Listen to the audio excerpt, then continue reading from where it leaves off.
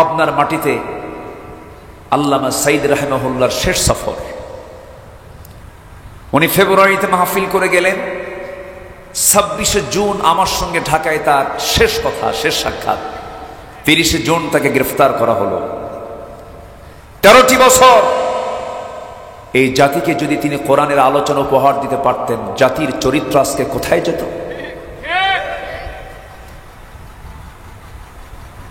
কত পথহারা যুবক বা মানবদ্য সন্তান তার বক্তৃতা শুনে বাপমার অনুগত হয়েছে। অস্ত্রের ঝনঝনিনীর রাজনীতি ছেড়ে দিয়ে ইসলামের রাজনীতি শুরু করেছে। সেই মানুষ গড়ার কারিগর একটি বিশাল সম্পদ আটকিয়ে রেখে 13 বছর পরিবারের হক, মার হক, সন্তানদের হক, জাতির হক, সমাজের হক, সব হক থেকে বঞ্চিত করা হয়েছে। শেষমেশ তাকে বেঁচে রাখাও হয়নি, পরিকল্পিতভাবে জেল থেকে বের করে হসপিটালাইজড করে পরিকল্পিতভাবে সাজানো নাটক তৈরি করে ষড়যন্ত্রমূলক রাজনৈতিক রাষ্ট্রীয় হত্যা তাকে করা হয়েছে। সব গোমর ফাঁস হয়ে যাবে, উন্মোচন হবে সবকিছু ওই ডাক্তারকে ধরতে পারলে। তার গ্রেফতার আমরা দাবি করছি, তাকে গ্রেফতার করা হোক। অবশ্যই তাকে গ্রেফতারের মধ্য দিয়ে এই সত্য উন্মোচন করার দরকার আছে না নাই? সম্মানিত ভাইরা, অনেক কথা আছে, মঞ্চ উঠলেই আল্লামা সাইদির কথা বারবার মনে হয়। এই দেশে এক সময় ওয়াজ হতো রাত 1টার দিকে। ওয়াজ তো হতো না, হতো আওয়াজ। রাত 1টার দিকে আর ওয়াজ হয়? হয় হলো আওয়াজ, আলোচনা হয় না হয় আলু ছানা, বাবার কাহিনী, দাদার কাহিনী, বিভিন্ন ওয়াজ টস কইরা, লাইলি মজনুর কাহিনী কইরা ঘন্টার পর ঘন্টা চলে যেত। সেটাকে সংস্কার করে আল্লামা সাইদি কোরআনের তাফসীর কেমন করে করতে হয় তার বাস্তব প্রমাণ তিনি দেখিয়েছেন এই বাংলার জন্য। হজের সফরে আল্লামা হুজুরকে বলা হলো, দেশে ট্রাইব্যুনাল গঠন হচ্ছে, মামলা প্রস্তুত হচ্ছে, তো আপনার তো না গেলেও চলবে, আপনি এখানে নাগরিকত্ব পেয়ে যাবেন, বহু দেশ আপনাকে চাবে, আপনি যদি আশ্রয় চান রাজনৈতিক আশ্রয় নিতে পারবেন। উনি বলে ফেললেন, আমার দল, আমার দ্বীনি ভাই, আমার কর্মী কষ্টে থাকবে আর আমি আরামে থাকবো, এটি কি হতে পারে? আমি আমার দেশকে ছাড়বো না, আমি আমার আত্মীয় স্বজনকে ছাড়বো না, আমি আমার দলীয় কর্মীকে ছাড়বো না, আমার নেতৃত্বকে আমি কখনো মাইনাস করতে পারবো না, প্রয়োজনে শহীদ হয়ে যাব, দেশ ছাড়বো না। উনি বলেছেন পালাবো না আমি। ফিরে এসেছেন। আলেমরা পালায়? পালায় কে? হাসিনা পালায়। পালাইছে না? পালাইছে কিনা বলেন, পালাইছে কিনা? যারা ওই দল করেন নিজের বিবেককে প্রশ্ন করে দেখেন। আসসালামু আলাইকুম ওয়া রাহমাতুল্লাহি ওয়া বারাকাতুহু।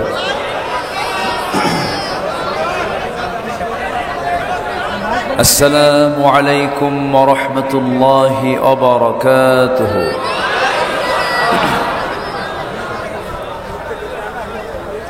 إن الحمد لله الأكرم الذي خلق الإنسان وكرم وعلمه من البيان ما لم يعلم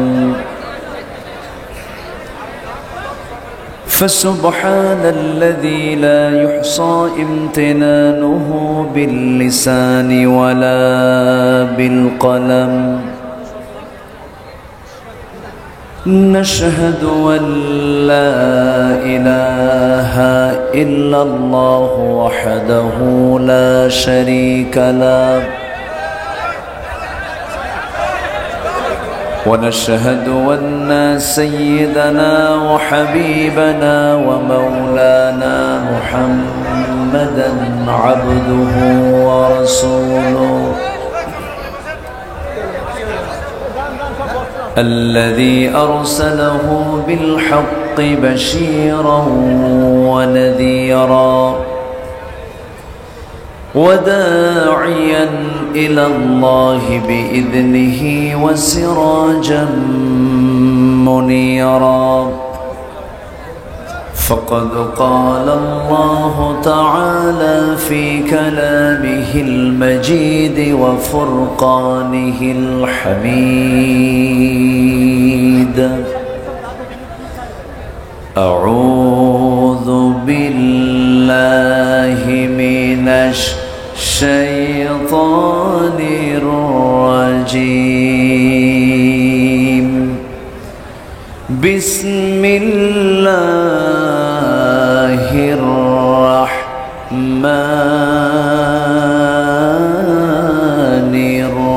الرحيم.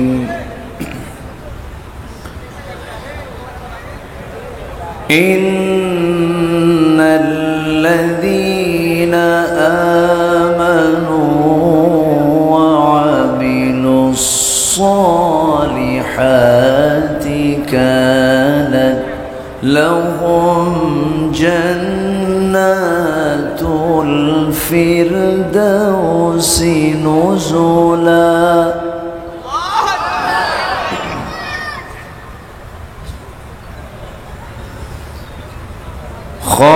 خالدين فيها لا يبغون عنها حولا.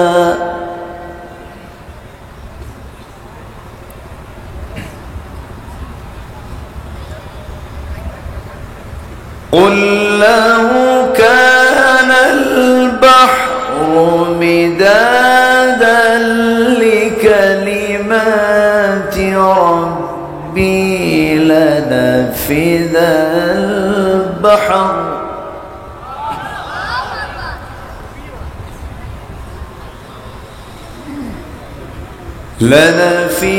البحر قبل أن تنفذ كلمات ربي ولو جئنا بمثله مددا.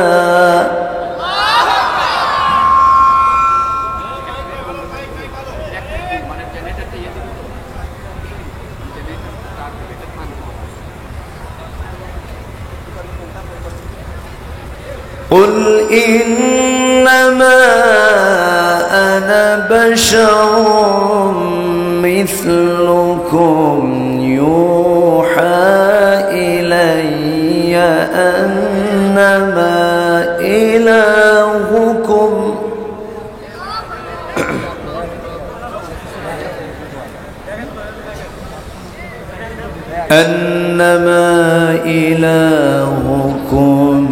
إله واحد.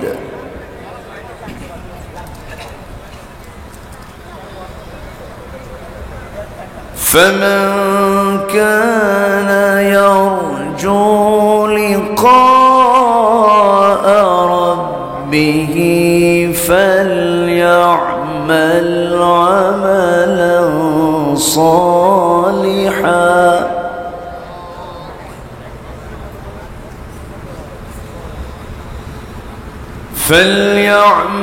عملا صالحا ولا يشرك بعبادة ربه أحدا.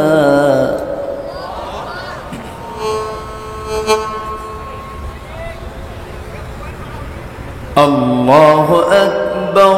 بسم الله الرحمن الرحيم.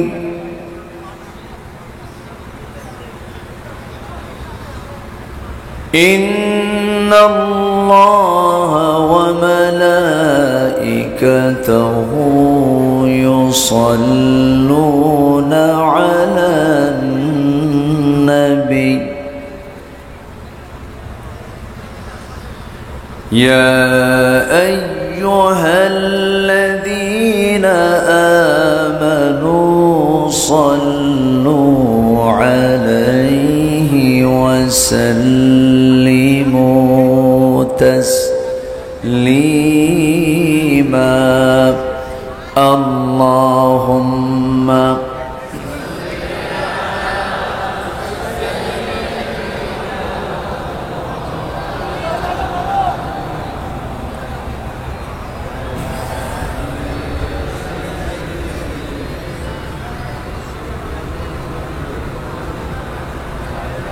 একটু মোহাব্বত দিয়ে নবীর প্রেমে মাতোয়ারা হয়ে জবান খুলে আওয়াজ দিয়ে জোরালো কণ্ঠে সবাই বলুন আল্লাহুম্মা সাল্লি আলা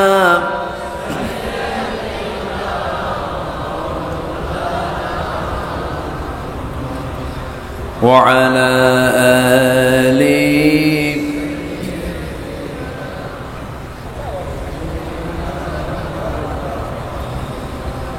আমি কোরআনের সুর মাঝে শুনেছি যে নাম আজানের সুর মাঝেও শুনেছি সে নাম ও নাম শুনেছি আমি আমার হৃদয় হে রাসূল নবীজি তোমায়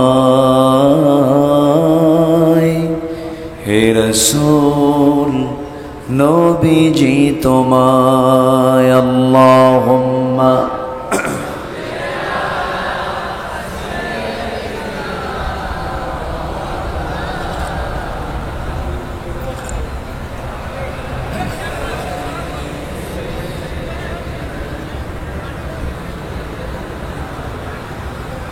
সবাই বলুন বালাগাল উলা বিকামালিহি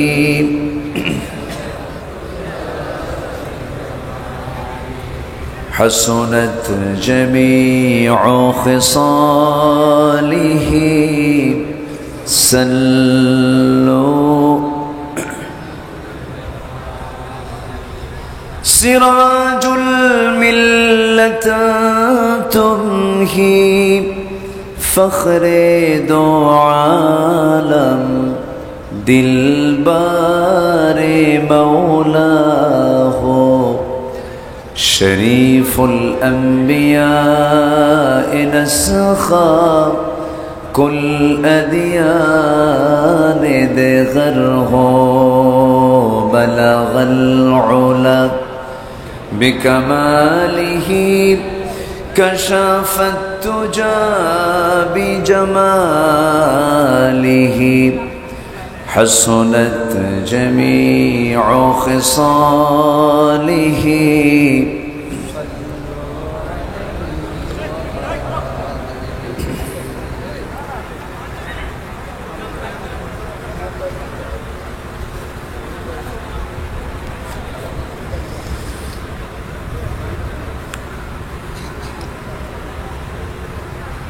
দেশের উত্তরাঞ্চলের পাবনা জেলার আটঘরিয়া উপজেলার কদিম বগদি গোরস্থান মাহফিল পরিচালনা কমিটি কর্তৃক আয়োজিত বাৎসরিক ইসলামী জালসা 2024 24শে সেপ্টেম্বরে আয়োজিত আজকের এই মহৎ আয়োজনে সম্মানিত সুযোগ্য সভাপতি উস্তাজুল আসাতিজা, বয়োবৃদ্ধ জ্ঞানবৃদ্ধ প্রথিতযশা আলেমে দ্বীন, ঐতিহ্যবাহী পুষ্পপাড়া কামিল মাদ্রাসার অনারেবল এক্স প্রিন্সিপাল, কদিম বগদি গোরস্থান কমিটির সুযোগ্য সভাপতি মুহতারাম মাওলানা আব্দুল হাই বাচ্চু সাহেব,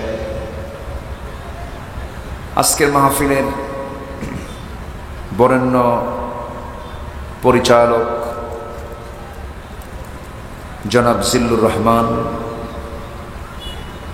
তত্ত্বাবধায়ক জনাব আতাউর রহমান রানা সাহেব, আমার বামে বসে আছেন নন্দিত আলেমে দ্বীন, ইসলামী আন্দোলনের অন্যতম সিপাহ সালার, অকুতভয় সৈনিক, নির্যাতিত মজলুম জননেতা জনাব মুহতারাম মাওলানা আব্দুর রহিম হাফিজাহুল্লাহ,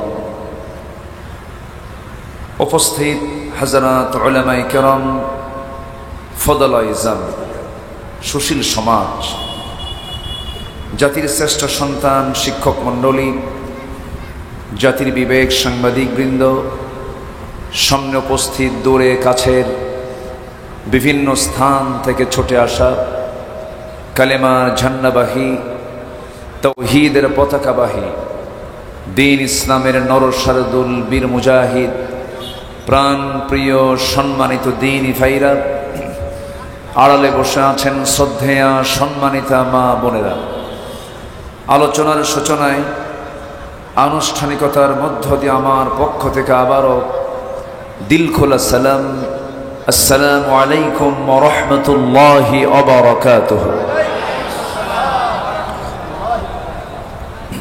সবাই কেমন আছেন? আমাকেও প্রশ্ন করেছেন। আল্লাহ তাআলা আমাকে আপনার মতোই আপনার কাতারেই রেখেছেন, বলছি আলহামদুলিল্লাহ। আমি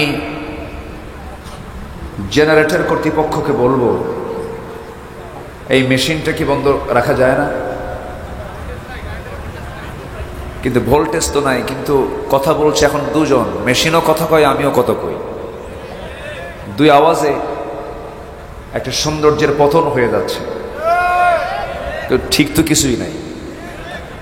তো এই জন্য আমি চাচ্ছিলাম যে ওটাকে অফ রাখলেই ভালো হয়, আমার মনে হয় ঠিক হয়ে যাবে। আর মেশিনটা এখানে সেটিংটা এখানে করা ঠিক হয়নি, এটা দরকার ছিল কোনো একটা ওয়ালের পাশে দূরে, যেন শ্রোতা এবং বক্তার কানে যেন মেশিনের যেন কোনো আওয়াজ না আসে। এটা খুব গুরুত্বপূর্ণ লক্ষণীয় একটা দিক ছিল, এটা একটু খেয়াল করার, হ্যাঁ একটু খেয়াল করে আমার মনে হয়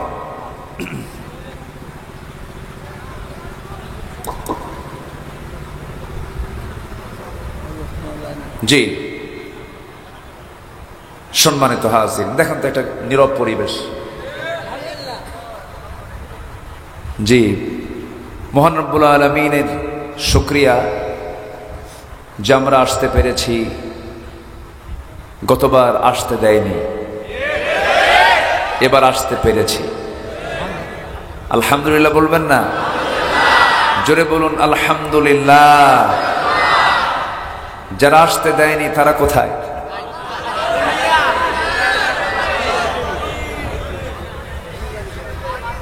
সম্মানিত ভাই বন্ধুগণ, ফেরাউন বেঁচে ছিল 1600 বছর, আর আমার দেশের ফেরাউন বেঁচে ছিল 16 বছর। ঠিক আছে না? তো কত 1600 বছর কোথায়, আর মাত্র 16 বছর আমরা অস্থির হয়ে পড়েছিলাম, খালি বলছিলাম মাতা নাসরুল্লাহ, মাতা নাসরুল্লাহ। অথচ 1600 বছর হায়াত পেয়েছিল ফেরাউন, তার জুলুম, তার অত্যাচার, 40,000 শিশুকে হত্যার মধ্য দিয়ে সে আল্লাহর পয়গম্বরের জন্ম ঠেকাতে চেয়েছিল। কিন্তু আল্লাহ তাআলার কি দৃষ্টান্ত, সেই শত্রুর ঘরে তিলে তিলে আল্লাহর পয়গম্বর মুসাকে আল্লাহ নিজে বড় করেছেন। সে আল্লাহ না আছেন না নাই? আচ্ছা, তিনি সব পারেন। যাই হোক, বসতে পেরেছি জান্নাতের টুকরায়, কালেমাতুশ শুকর আদায় করি, বলি আলহামদুলিল্লাহ। চিৎকার মেরে বলছে আল্লাহুম্মা ইন্নী আসআলুকা আল হুদা ওয়াত তুকা ওয়াল আফাফা ওয়াল গিনা। সবাই বলি আল্লাহুম্মা আইন্নি আলা যিকরিকা ওয়া শুকরিকা ওয়া হুসনি ইবাদাতিকা। আমরা আল্লাহ তাআলা শুকর আদায় করে নিলাম। আমার পাশে যিনি বসে আছেন তিনি আমাকে সকাল বিকাল পড়াতে পারবেন।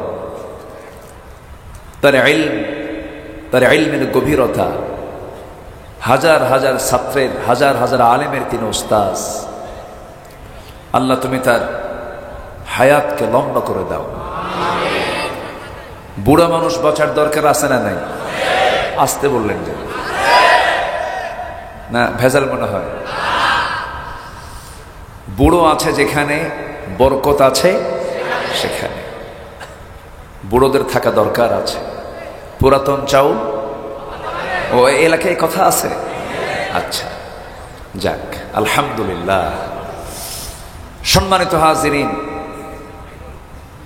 আমি ঢাকা থেকে যখন আসছিলাম প্রচুর বৃষ্টি, যমুনা ব্রিজও বৃষ্টি, রোডে আসছি রোডেও বৃষ্টি। হঠাৎ করে আমি বোয়ালিয়া পার হয়ে দেখি মাটি শুকনা। তো ভাবলাম কি যে আছে নসিবে। আল্লাহকে বললাম, আল্লাহ কোরআন শোনার জন্য তুমি একটা ব্যবস্থা করে দাও। আল্লাহ আমাদের জন্য সহজ করে দিয়েছেন, বলি আলহামদুলিল্লাহ। সম্মানিত হাজিরিন, আমি আমার অভ্যাস অনুযায়ী কোরআনে কারীমের গুরুত্বপূর্ণ একটি সূরা, যে সূরাটার নাম আল্লাহ তাআলা দিয়েছেন সূরাতুল কাহফ। সূরাতুল কাহফ থেকে আমি শেষে 4টা আয়াতে কারিমা তেলাওয়াত করেছি। যদি কোনো বান্দা সূরাতুল কাহফ প্রতি জুমাবারে পড়ে, এই দুনিয়া থেকে আসমান পর্যন্ত ওই বান্দার জন্য আল্লাহ তাআলা নূর দিয়ে মুনাফফার করে দেন এবং বড় বড় ফিতনা থেকে, এমনকি দাজ্জালের ফিতনা থেকে আল্লাহ তাআলা তাকে রেহাই দিবেন, যে বান্দা এই সূরাতুল কাহফের এই আমলটা করবে। সেই সূরাতুল কাহফের আমি শেষ থেকে তেলাওয়াত করেছি। আমার অভ্যাস অনুযায়ী সেই তেলাওয়াতকৃত আয়াতকে সামনে রেখে কিছু কথা বলতে চাচ্ছি। ওয়ামা তাওফীকি ইল্লা বিল্লাহ আলাইহি তাওয়াক্কালতু ওয়া ইলাইহি উনীব।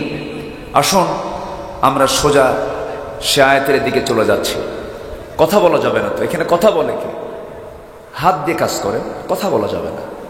জি, আমরা যেখানে বসে আছি এই জায়গার বরকত কি সবচেয়ে কম না সবচেয়ে বেশি? কিসের কারণে? আচ্ছা, এখানকার সম্মান কম না বেশি? এই মাহফিলের সৌন্দর্য যদি কেউ নষ্ট করে তার শাস্তিও কম হবে না বেশি হবে? বেশি হবে।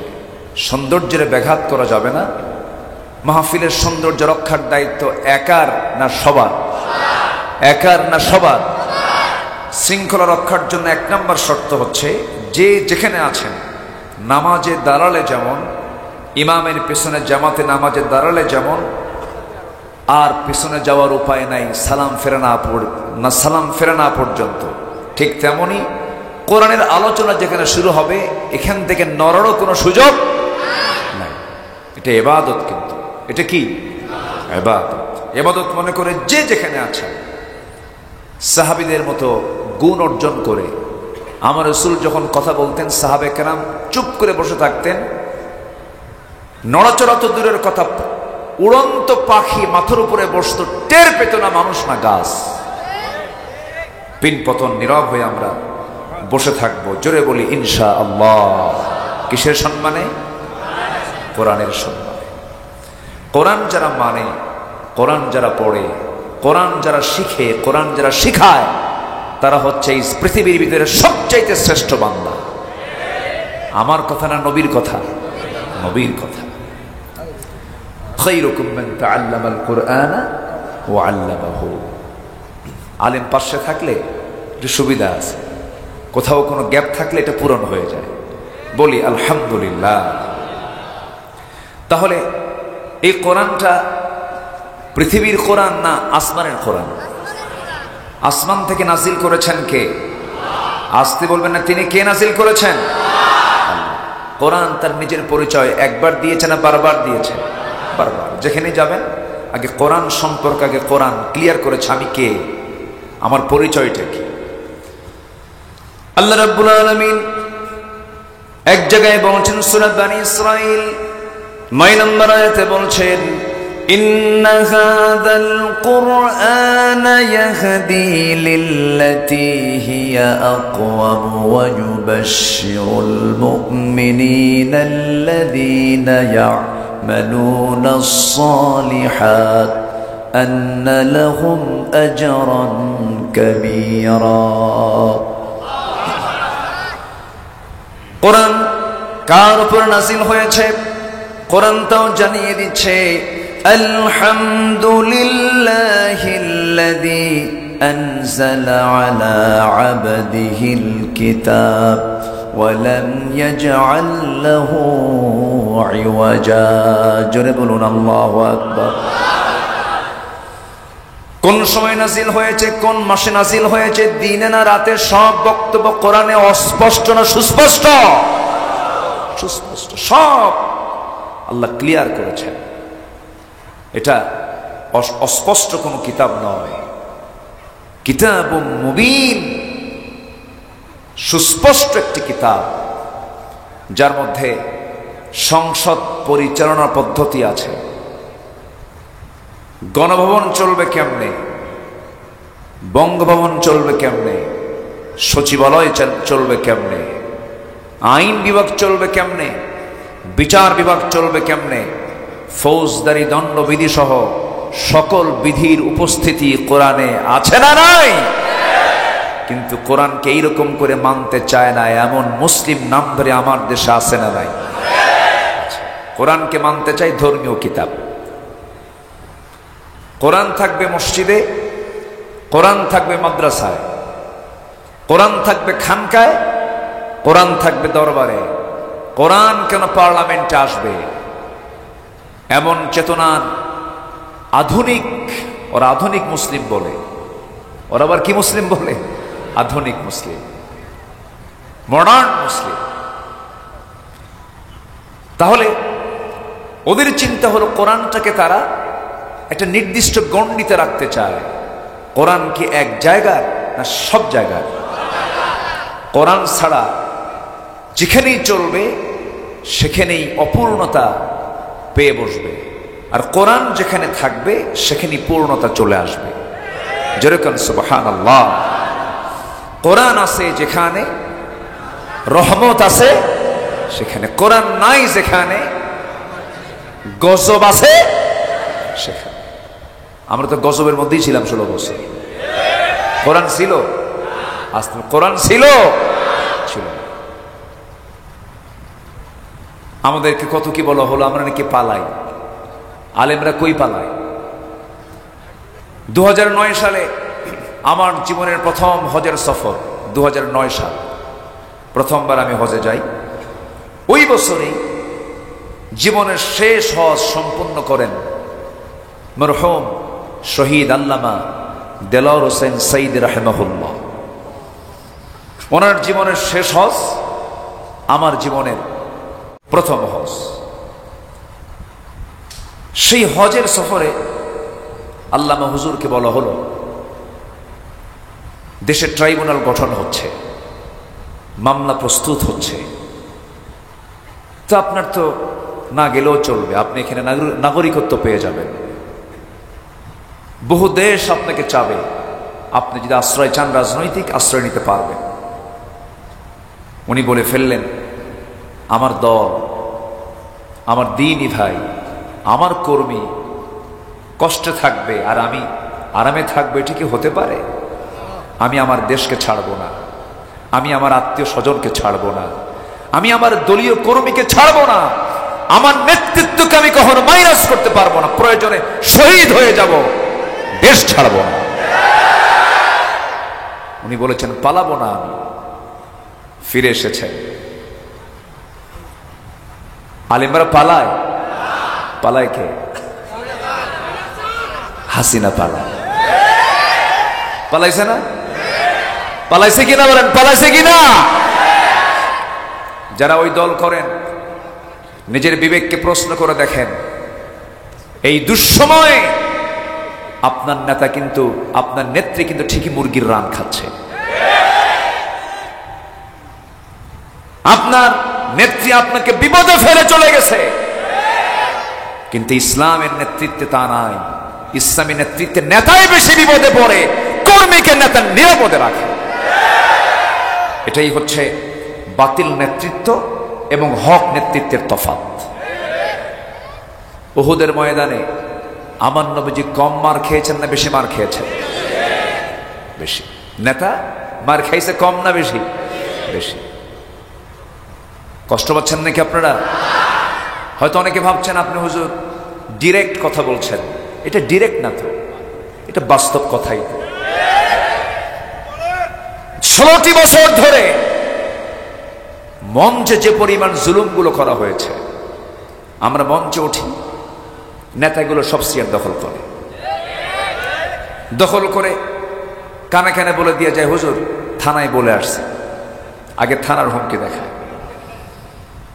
এরপরে বলে হুজুর এমন ওয়াজ করবেন, সে ওয়াজটা হবে হলো আকাশের আর কবরের।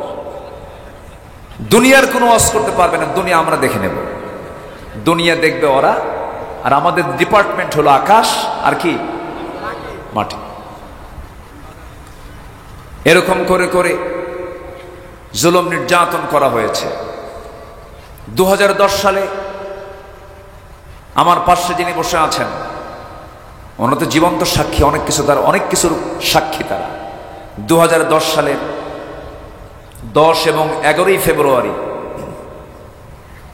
পাবনার মাটিতে আল্লামা সাইদ রাহিমাহুল্লাহর শেষ সফর।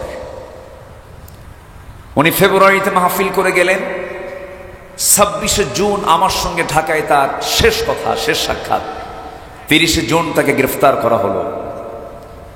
13টি বছর এই জাতিকে যদি তিনি কোরআনের আলোচনা উপহার দিতে পারতেন, জাতির চরিত্র আজকে কোথায় যেত?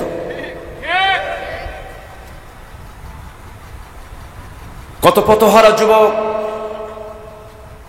বা মানবদ্ধ সন্তান তার বক্তৃতা শুনে বাপমার অনুগত হয়েছে, অস্ত্রের ঝনঝনিনী রাজনীতি ছেড়ে দিয়ে ইসলামের রাজনীতি শুরু করেছে। সেই মানুষ গড়ার কারিগর একটি বিশাল সম্পদ আটকিয়ে রেখে 13 বছর পরিবারের হক, মার হক, সন্তানদের হক, জাতির হক, সমাজের হক, সব হক থেকে বঞ্চিত করা হয়েছে। শেষমেশ তাকে বেঁচে রাখাও হয়নি, পরিকল্পিতভাবে জেল থেকে বের করে হসপিটালাইজড করে পরিকল্পিতভাবে সাজানো নাটক তৈরি করে ষড়যন্ত্রমূলক রাজনৈতিক রাষ্ট্রীয় হত্যা তাকে করা হয়েছে। সব গোমর ফাঁস হয়ে যাবে, উন্মোচন হবে সবকিছু ওই ডাক্তারকে ধরতে পারলে। তার গ্রেফতার আমরা দাবি করছি, তাকে গ্রেফতার করা হোক। অবশ্যই তাকে গ্রেফতারের মধ্য দিয়ে এই সত্য উন্মোচন করার দরকার আছে না নাই? সম্মানিত ভাইরা, অনেক কথা আছে, মঞ্চ উঠলেই আল্লামা সাইদির কথা বারবার মনে হয়। এই দেশে এক সময় ওয়াজ হতো রাত 1টার দিকে, ওয়াজ তো হতো না, হতো আওয়াজ। রাত 1টার দিকে আর ওয়াজ হয় হলো আওয়াজ, আলোচনা হয় না, হয় আলু ছানা, বাবার কাহিনী, দাদার কাহিনী, বিভিন্ন ওয়াজ টস কইরা, লাইলি মজনুর কাহিনী কইরা ঘন্টার পর ঘন্টা চলে যেত। সেটাকে সংস্কার করে আল্লামা সাইদি কোরআনের তাফসীর কেমন করে করতে হয় তার বাস্তব প্রমাণ তিনি দেখিয়েছেন এই বাংলার জমিনে। বলি আলহামদুলিল্লাহ। আল্লাহ তুমি তার কবরটাকে জান্নাতের টুকরা বানিয়ে দাও, জোরে বলি আল্লাহুম্মা আমিন। 2010 সালে তার শেষ সফর। 11তে আল্লাহ তাআলা এই অধম, এই নগণ্য, যোগ্যতা নাই, এই নগণ্য গোলামকে আমান ট্রাস্টে আল্লাহ তাআলা কবুল করলেন। আসলাম আপনাদের আমান ট্রাস্টে। 11 দারুল আমান ট্রাস্ট, 11, 2011, 12, 13, 14, 4 বছর, 3, 4, 12টা পর্বে। সকালে মহিলা সমাবেশ, 2 দিন রাতের মাহফিল। এই মাহফিলটা আল্লাহ তাআলা আমাকে দিয়ে করালেন। 14 সালের শেষের দিকে মাহফিলে হামলা করা হলো। একটা মাহফিলে অস্ত্রের ঝনঝনানি প্রকাশ হলো, আমাকে লক্ষ্য করে গুলিও ছোড়া হলো। শেষমেশ আমাকে হামলা করলো, মঞ্চে আগুন ধরাইয়া দিল। শেষে আমি শুনি 3 দিন পর আমি হলাম 1 নম্বর আসামি। কোথায় তারা? আজকে পাবনার সেই সন্ত্রাসীগুলো কোথায়? ঠিক কিনা? এই সমস্ত আচরণকে আল্লাহর ওলি করে না, সন্ত্রাসরা করে? কোথায় তারা? আল্লাহ নাই? আসতে বলবেন না, আল্লাহ আছেন না নাই? কোরআন থেকে আমরা শুনবো কথা, কার গায়ে লাগলো এটা আমাদের দেখার তো কোনো বিষয় নয়। যার গায়ে লাগবে তার সমস্যা, ঠিক কিনা? কোরআন শুনে যদি কারো গায়ে লাগে তাহলে ভাবতে হবে ওর সমস্যা, কোরআনের সমস্যা নয় এটা। কিন্তু ওদের কাছে মনে হয়েছে কোরআনেরই সমস্যা। এই জন্য তারা কোরআনকে অচল করতে চেয়েছিল। অচল করতে নিয়ে এমন অচল হয়েছে ওরা, খুঁজেও পাওয়া যাচ্ছে না, ঠিক কিনা? তবে আমাদেরকে ব্যক্তিগত মান উন্নয়ন করতে হবে। জাতিগত হিসাবে আমার দেশের মানুষ সত্য কথা বেশি বলে না, মিথ্যা কথা বেশি বলে। খুব ভালো চরিত্র না? আস্তে কয় ভালো চরিত্র। আমি মাঝে মাঝে বলি কি জানেন, কোন বান্দার যদি একটা আমল থাকে, মিথ্যা কথা না বলা, ওর চাইতে দুনিয়ার শ্রেষ্ঠ পীর আর দ্বিতীয় জন হতে পারে না। যে ব্যক্তি মিথ্যা ছাড়বে তার জন্য জান্নাত ওয়াজিব হবে। জোরে বলে সুবহানাল্লাহ। আমার বন্ধুগণ, জান্নাত পাওয়ার জন্য তো বেশি আমল লাগবে না। একটা আয়াতে আমাকে আপনাকে জান্নাতে নিয়ে চলে যাবে। সে আয়াতটা আমি তেলাওয়াত দিয়ে শুরু করেছি, একটু কান লাগাবেন, মনোযোগ দিয়ে শুনবেন, ইবাদত মনে করে সবাই বসবেন, দাঁড়ায়া থাকবেন। আল্লাহ রাব্বুল আলামিন বলেন, ইন্নাল্লাযীনা আমানু ওয়া আমিলুস সালিহাতি কানাত লাহুম জান্নাতুল ফিরদাউসি নুজুলা খালিদিনা ফিহা লা ইয়াবগুনা আনহা হিওয়ালা। জোরে বলুন আল্লাহু আকবার। ইন্না নিশ্চয়, আল্লাযীনা যারা আমানু, যারা ঈমান আনবে, ওয়া আমিলুস সালিহাত, সাথে যারা নেক আমল করবে, ভালো ভালো আমলগুলো করবে, এই 2টা আমলের ফলাফল হলো আল্লাহ নিজে বলছেন আমি তাদের জন্য 1 নম্বর জান্নাত, জান্নাতুল ফিরদাউস বরাদ্দ রেখে দিয়েছি। কয়টা আমল বলেন? কয়টা আমল? এই 2টা আমল আমাকে আপনাকে মজবুত করতে হবে। নাম্বার 1 হলো ঈমান টানতে হবে, ভালো করে ফ্রেশ ঈমান হতে হবে, নির্ভেজাল ঈমান হতে হবে। মানুষের শরীরে যেমন ক্যান্সার হয়, যার কোনো অ্যান্সার থাকে না, তেমন ঈমানের কিছু ক্যান্সার আছে। যে ক্যান্সার ঈমানের মধ্যে ঢুকলে পরে তার ঈমানটা খেয়ে শেষ করে ফেলে, সে জান্নাত পাবে না। ক্যান্সার আক্রান্ত ঈমান আনা যাবে না, ভেজাল ঈমান আনা যাবে না, ফ্রেশ ঈমান আনতে হবে। আল্লাহ রাব্বুল আলামিন ঈমান আনার ব্যাপারে আরেক জায়গায় তাকিদ দিয়ে বলছেন, ইয়া আইয়ুহাল্লাযীনা আমানু আমিনু, ভালো করে তোমরা ঈমান আনো, আমাকে ভয় করার মতো তোমরা ভয় করো, আমাকে জানার মতো তোমরা জানো, তাওহীদের জ্ঞান তোমরা হাসিল করো। ঈমান আছে, আমল নেই হবে না, আমল আছে কিন্তু তাকওয়া নাই হবে না।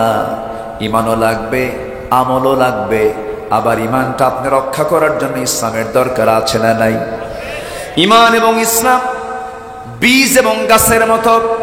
বীজ এবং গাছ, অর্থাৎ বীজ যদি ভালো হয় গাছ ভালো হয়, বীজ যদি দুর্বল হয় গাছও দুর্বল হয়।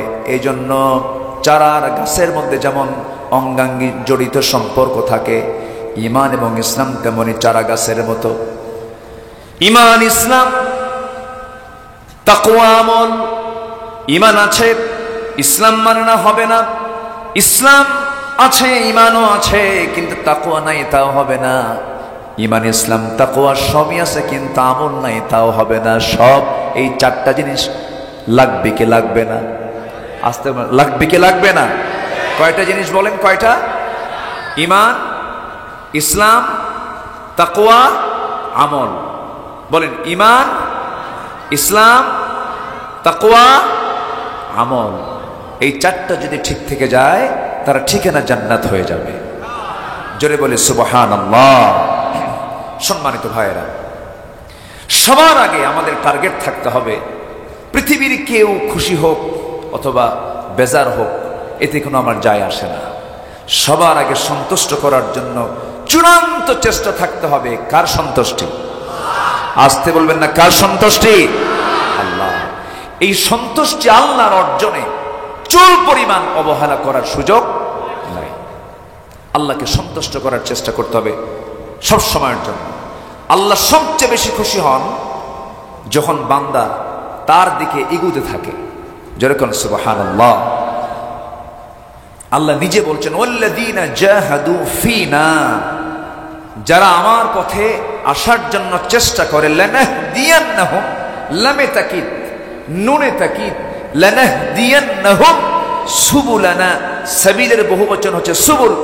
আমি তার জন্য এক রাস্তা না, যারা আমার পথে আসতে চায় আমি তার জন্য অসংখ্য রাস্তা বের করে দেব। তাহলে আমি চেষ্টা করব, আমাকে রাস্তা বের করে দিবেন তিনি কে?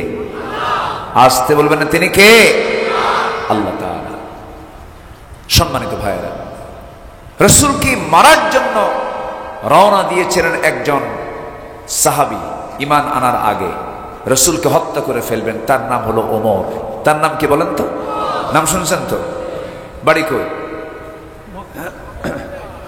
বলেন? বাড়ি কোথায়? কেউ তো কর না। অনেকদিন আগে এক মাহফিলে বললাম, ওমর চেনেন কে? ওমরে ফারুক কে কে চেনেন? সামনে থেকে এক ছেলে দা হয়ে বলে, হুজুর আমি চিনি। কে? আমাদের বাড়ির দোতলায় ভাড়া থাকে। বুঝলেন তো? এই ওমর সেই ওমর না যে ওমর রাসূলকে মারার জন্য গেছেন। খাত্তাবের ছেলে উমর ইবনুল খাত্তাব রাদিয়াল্লাহু তাআলা আনহু রাসূলকে মারার জন্য রওনা দিয়েছেন। মেরেই ফেলবেন রাসূলকে। কেন? বাপ দাদার ধর্মে চুনকানি মেরেছে, ধর্মীয় অনুভূতিতে আঘাত এনেছে, মেরে ফেলবে এই চিন্তা নিয়ে রওনা হয়ে গেছে। কিন্তু মাঝপথে আটকে গেলেন কোনো কিছুর কাছে না। কিসের কাছে? বলেন বলেন বলেন বলেন, কিসের কাছে? তাহলে কোরআন যদি কাউকে একবার নিয়ে নেয়, কোরআন হেদায়েত যদি কারো কপালে জোটে, পৃথিবীর কোনো মানুষ তাকে পথভ্রষ্ট করতে পারে? রাসূলকে মারার জন্য যে লোকটা যায়, বলেন তো সে লোকটা কি আগে ভালো ছিল? কি দুঃসাহসী! রাসূলকে মারার জন্য রওনা দিয়েছেন তিনি। কিন্তু কোন গোপন টেলিযন্ত্রের মধ্য দিয়ে তাকে জানান দিয়ে দেওয়া হলো, যখন তার সামনে যখন কোরআন খচিত সে আয়াতটা যখন চলে এলো, কোরআন আয়াত সূরা তাহা যখন তিনি পড়লেন, সূরা তাহা পড়ার সঙ্গে সঙ্গে তার দিলটা এত নরম হয়ে গেল। খিয়ারুকুম ফিল জাহেলিয়া খিয়ারুকুম ফিল ইসলাম। জাহেলি যুগেও যারা শ্রেষ্ঠ, ইসলামী যুগেও তারা শ্রেষ্ঠ।